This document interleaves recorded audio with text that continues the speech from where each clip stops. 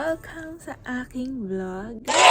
And this episode po ay unang episode ko. At itong gagawin kong vlog na ito ay para sa mga taong gustong makapunta dito sa Hong Kong.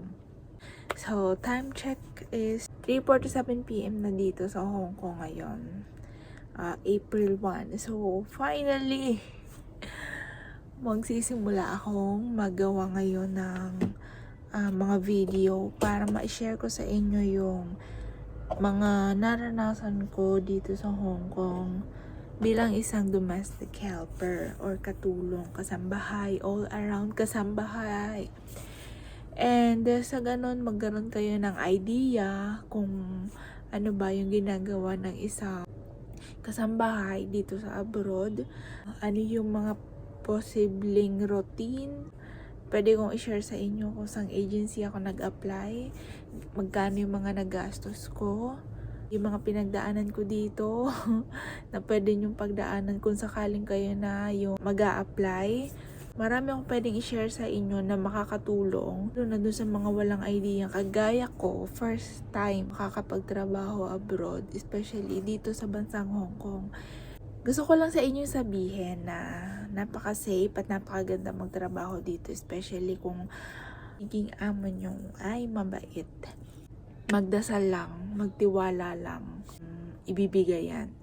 Gusto ko lang yun i-share para syempre may idea tayo, idea kayo. Dahil nung nag-uumpisa pa lang akong mag-apply, maghanap ng trabaho, lalo na dito sa Hong Kong, nag-research ako about dito kasi wala akong idea.